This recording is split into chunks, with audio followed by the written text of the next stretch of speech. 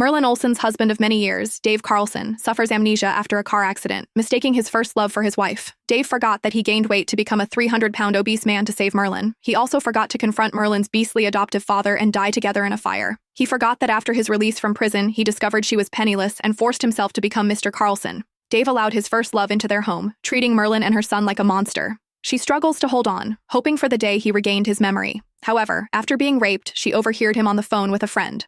If I had met Merlin first, perhaps Lily Franco would be the one I used as practice for marriage now. But Lily is back. The position of Mrs. Carlson must be hers.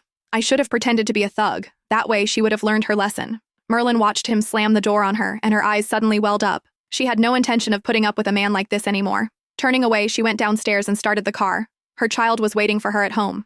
The car slowly started moving. The cold night wind rushed in through the car window. This was the first time she hadn't disturbed Dave's good time since she learned he was faking amnesia, yet he had someone deliberately rear-end her car. Does it feel good to bully someone, Merlin? Lily was so scared until she couldn't sleep all night. Are you satisfied now? He grabbed her by the back of her collar and slammed her against the smoking hood of the car. Even if you misunderstand me as your husband, you shouldn't have driven Lily to such a desperate situation. She just returned to the country all alone and helpless. You're still torturing her like this. Are you trying to kill her? Human life matters most. How can you be so cruel and shameless? The hood of the car sizzled against her cheek, but Merlin seemed oblivious to the pain. Who had been the one being mocked from beginning to end? And who was being intimidated now? Was she just supposed to obediently wait to die, without even the right to fight back? At this moment, Merlin finally answered her grandmother's question in her heart. Because Dave no longer loved her. He had risked his life to donate bone marrow for her, served time in jail, and even gone to sea. Before overhearing the phone call, she foolishly chose to believe him. She believed he had only lost his memory in a car accident and mistaken Lily for her, which was why his feelings, and his treatment of her and their son, had changed so drastically. Merlin never dared to dream that the amnesia was fake, the love was fake, and even the marriage was just a tool to use her as a practice subject. The man who spoke gently even to the waitress, whose manners were ingrained in his bones, actually disguised himself as a thug and raped her to force her to leave.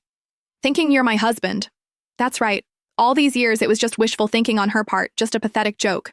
She laughed, but unlike her usual gentle laughter, it revealed a calmer and more clear-headed side. Stop pretending to have amnesia, Dave. It's pointless. I'll only ask one question. Have you ever, even for a moment, truly liked me?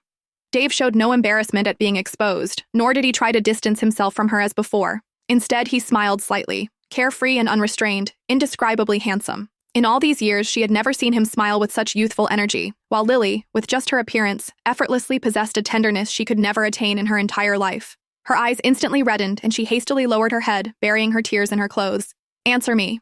She lowered her head, watching the gradually falling rain, stubbornly wanting an answer.